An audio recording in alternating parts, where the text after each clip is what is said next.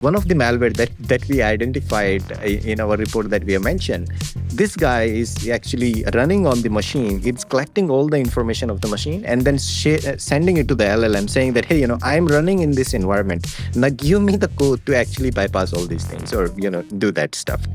Now this thing is dynamically being coming from the LLM, or this code is being dynamically generated. It's coming. It's not part of the actual binary. So the actual footprint the attacker has to use in this case is very, very small. You just put a very small binary on that has plain English inside it, and then it will connect to the LLM and do the rest of the job. So it will definitely increase the I would say some complications, but I do feel that then we will have the same technology, so we will be able to operate at the same machine speed and then counter these two things. Yeah.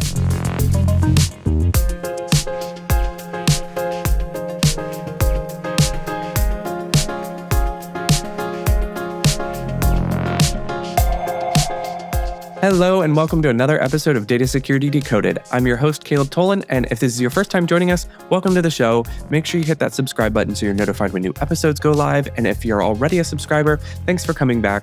We encourage you to, as Dr. Seuss would say, rate the show and leave a comment below. I love that rhyme. But in all seriousness, this really helps us reach more listeners like you who are eager to learn more about reducing risk across their business. Now, today, I'm joined by Amit Malik, a cyber researcher from Rubrik Zero Labs. His team released a report about Chameleon malware that hides in the OS and ghost penguins stealing your data via protocols you aren't even watching. Rubrik Zero Labs use LLMs to catch these ghosts, but here's the real question. In a world of AI-driven attacks, is your data resilient, or are you just building a faster getaway car for the bad guys? Let's get you your answers. Amit, welcome to the podcast. It's so great to have you on Data Security Decoded. I'm really excited for this conversation. But before we dive into the meat of it all, I have to ask you something that I ask every guest, and that is, what is something that is not related to cyber that you're obsessed with lately? For me, it's been Pokemon cards. When I was a kid, I did a little bit of collecting of that. And recently, a friend got me back into the world of trading card games, and specifically Pokemon. And I've started my own little collection, and it's really cool to see how the art has evolved over the years and see the culture that's built up around this trading card game. And it's been really cool to be a part of. So what is something that is non-cyber related that you're obsessed with? Yeah. So recently, thank you, Caleb, for inviting me to the podcast. Right. And so recently, I have got interest into psychology and philosophy. I'm kind of trying to go through the people that are prominent and read their books and so. So right now, I am reading Osho and the teachings from the Osho, like the books that he has written. So there are a bunch of books that I have collected, and I'm going through them one by one. Right now, I am kind of reading the book name called Awareness. Like this is the one that I'm kind of reading right now, and it is pretty interesting. Like the way the things are described, and then the way human minds work, and the ways to go through that. Yeah, I love it. I love it. When I was in school, I studied political science, and we did a little bit of philosophy, not quite as much as I would have liked, but it is very interesting to kind of stretch and mold your mind in a different way by reading different philosophies. So very cool, very cool. Wonderful. Well, I'm really excited to talk about this report that you put together for Rubrik Zero Labs. And to kind of slightly play devil's advocate here, everyone really claims that they use AI-powered analysis, but how did the LLM change the workflow in this case? Did it actually find the malware, or did it just explain what a human found much faster? So basically, I mean, we all know that the AI is actually changing the kind of the productivity for people. It is helping a lot in the development world, and it is helping a lot in the customer and other areas, right? So our kind of goal is basically how it can help in the malware analysis, because that's what we do day in, day out, right? So we kind of worked on that thought and designed a system. Now, I would not say that we are at a very, very, I would say that very, kind of very mature level, because there are so much nitty gritties into the malware analysis that happens. Malware sometimes download payload from, once you run them, then they download, right? And then they have various sophistication techniques and so on and so forth. But with the current state of affairs, the type of malwares that we are getting and the decomposition that we can do, like in terms of extracting macros or in terms of doing any unpacking that we see, right? Or any dynamic analysis, basic stuff we execute and try to extract the memory, that we are able to, kind of extract the code. And then we try to kind of run that through the LLM, because LLMs are really good in terms of understanding the code, and at the end of the day malware is just a code, right? So we have kind of developed specialized prompts working on them, and we ask the LLM, the models, what this code looks like. And surprisingly, it is, initially we had not thought really that this can give us that level of results. I mean, the quality of results that we are getting on daily basis. So just to give you a perspective, that we are roughly getting around 5,000 to 6,000 samples today, based on the hunting and all the stuff that we are doing. Out of that, we do the clustering and everything that is also part of the system design and so on and so forth. Then we get roughly 500 to 600 samples that we really want to look into from the LLM point of view, right? And then we send to the LLM for this analysis, and LLM is providing us only 10 to 20 samples that are worth looking into, that are really new, that are using new technique and so on and so forth. And every day we are finding some surprising facts that are not really possible if as an analyst I just work on that, because the amount of sample is too large. I can't possibly analyze 500 600 unique samples on daily basis that are of our interest.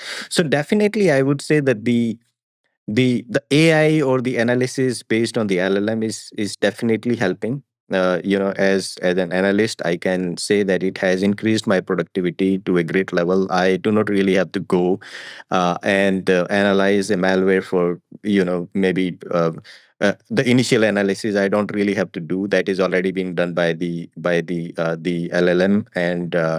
And two, I would say that if the code is not obfuscated and it's not that complex, in terms of, when I'm saying complex, not in terms of functionality but in terms of the obfuscation and the layer of obfuscation that it is using, or the type of payload that it will download from the internet, so and so forth, then it is providing really really good results. And that's what I can say from my experience on that. Yeah. Right, right. And I'd love to talk a little bit more about that obfuscation that you mentioned there. And also, what a difficult word to say, you know? But anywho, how did the LLM help you really understand the intent of the code rather than just the syntax? Yeah. So a lot of it has to do. So basically, what we really do is that you can have a code, and then code can be, let's say, if we are talking about a Linux binary, right? It is an ELF binary. Most of our focus right now is cloud-based threats that are either Linux cloud workloads or the ransomwares that are there, or other document related, like whether it's a macro or something like that. So let's say that we have a Linux binary, and that binary is actually maybe certain size, it is using certain type of code base inside it. Our focus is to identify the actual business logic of the malware, right? Because in reality that is a lot of code, and it will have lots of libraries code as well integrated inside the system stuff that it is using. We don't want to send that to the LLM. Otherwise, the LLM will get confused. Because if you send all of those things to the LLM will not really be able to identify what really is the core of the logic is.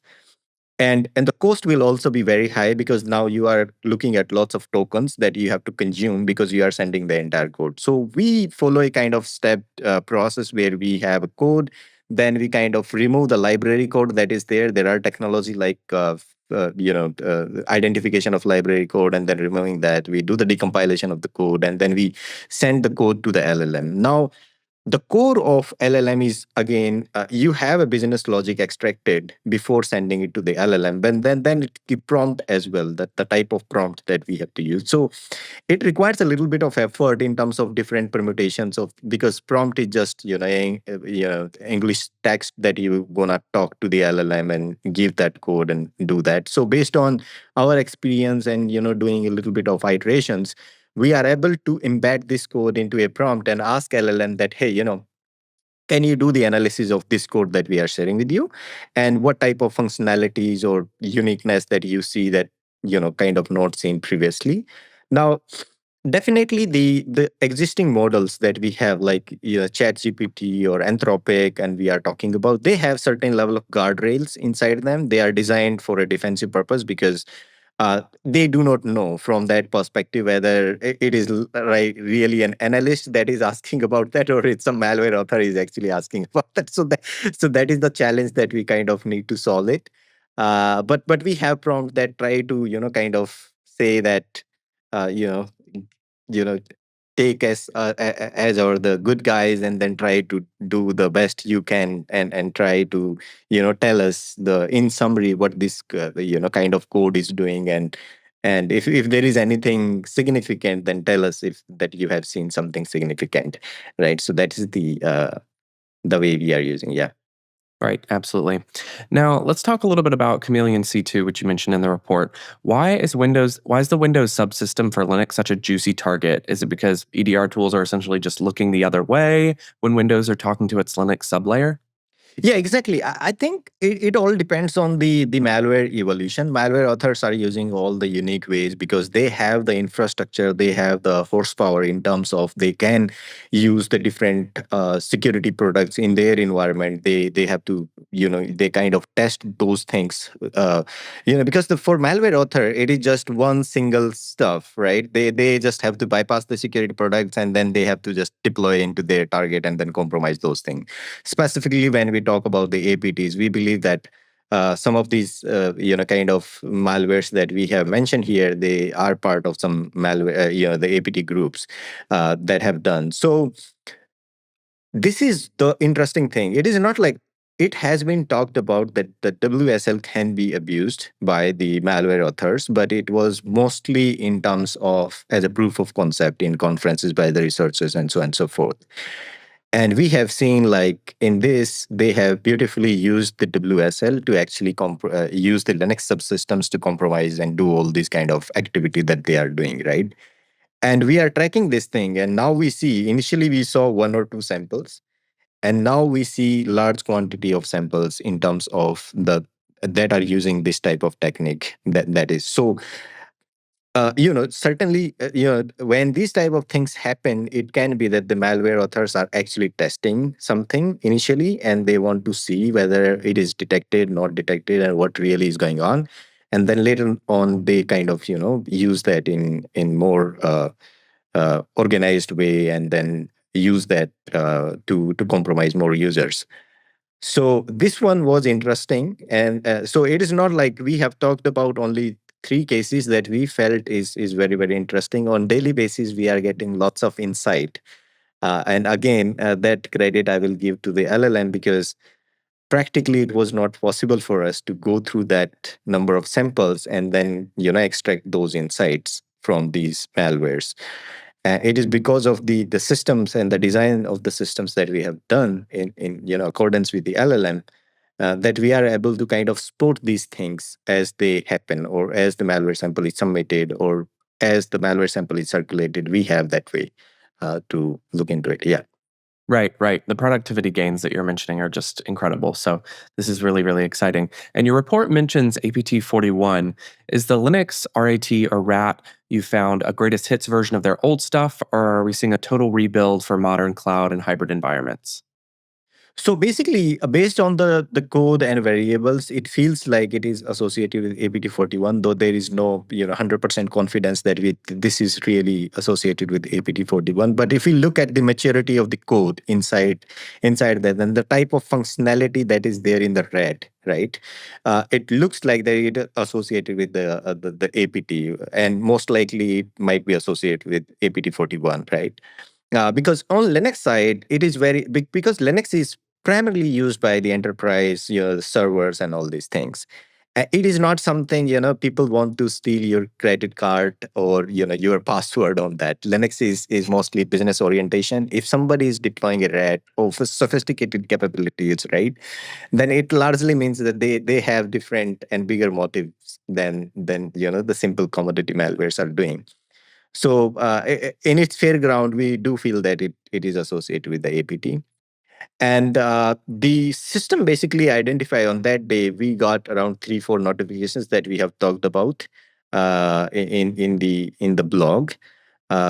Yeah, and because the system is relatively new right now, we are getting very interesting insights right now that there are a bunch of other things that we haven't really talked about, but we are getting really good kind of insights from the system. And with time we will basically share that with the community, our findings, and share those things.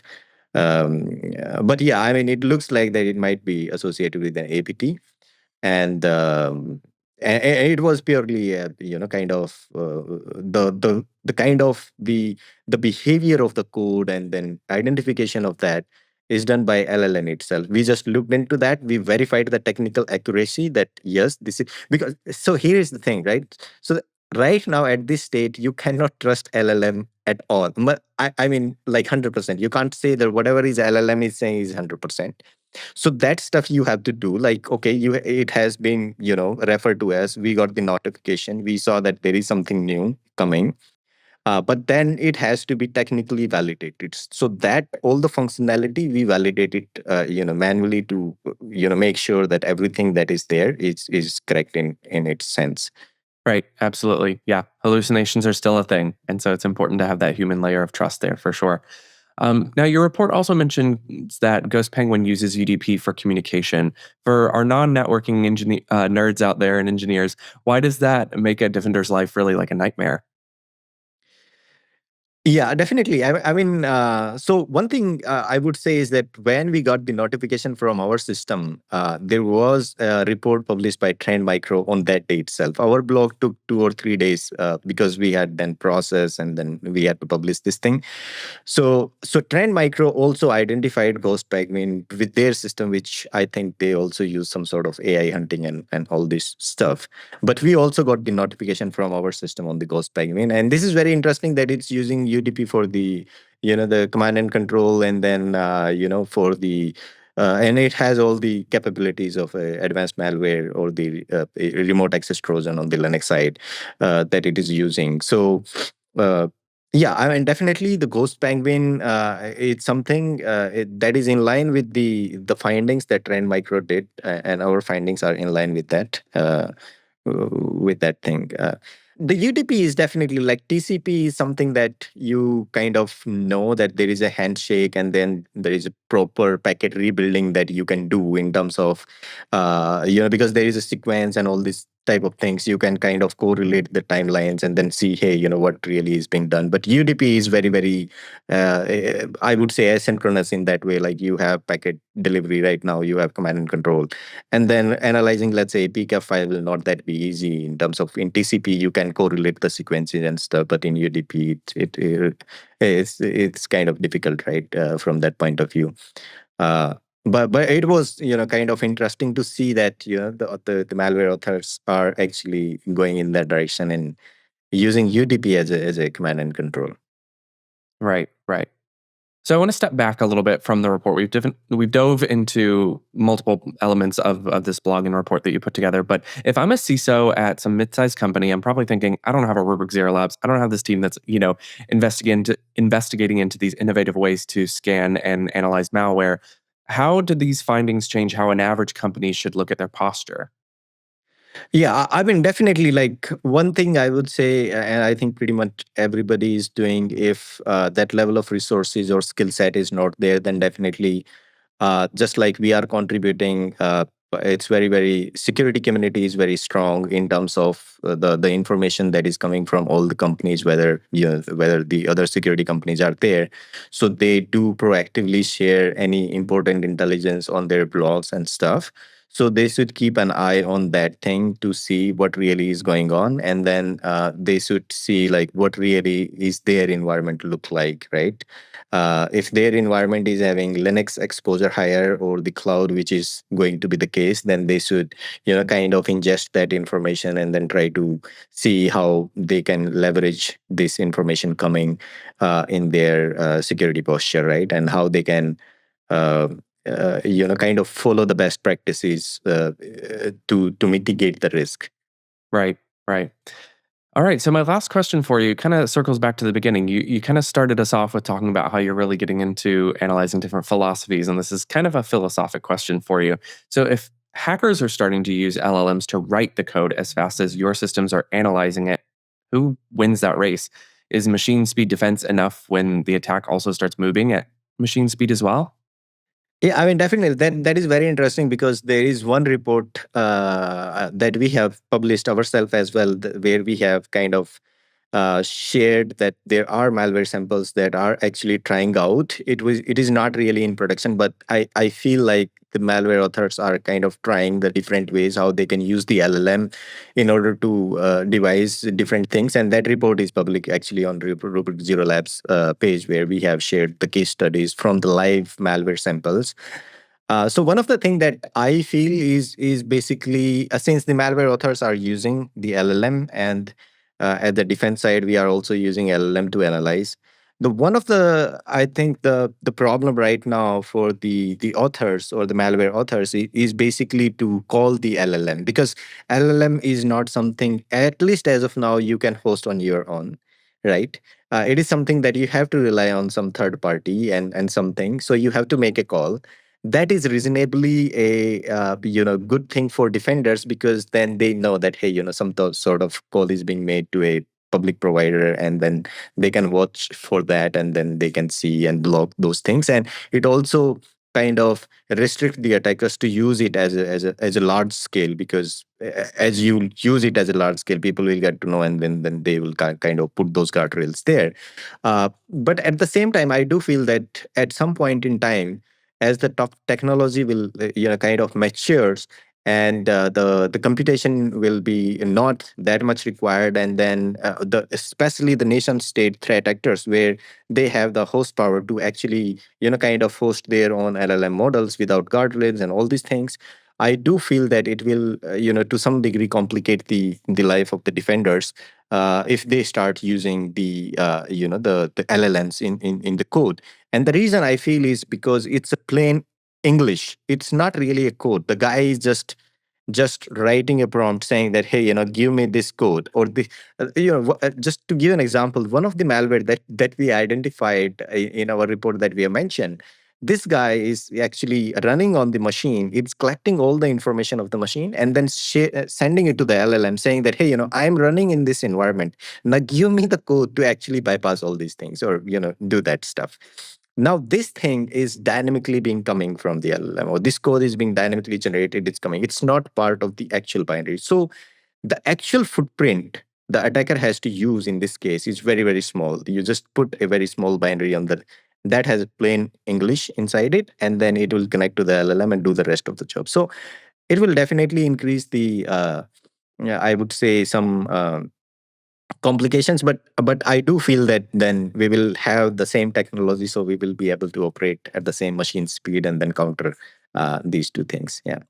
Right. I certainly hope so, because, recently we had a conversation with Hayden Smith, CEO of Hunted Labs, on the podcast too, where we were talking about how attackers are even more so now using these open source libraries to insert malware into different technologies in people's environments, something that a lot of enterprises aren't even really aware of necessarily at this point. So it's kind of interesting to kind of build on that a little bit more. But Amit, thank you so much for joining us and telling us about this innovative method that you and the team have uncovered using LLMs to uncover malware within code and kind of analyze it there too. So for those who are listening, you can learn more about this in the show notes. We'll drop the link to the report in there, also on zerolabs.rubrik.com. I know they have a bunch of other resources that Amit and the team are pulling together all the time. So they're really doing some cool stuff over there. Amit, is there anything else you want to leave our audience with as we wrap up here?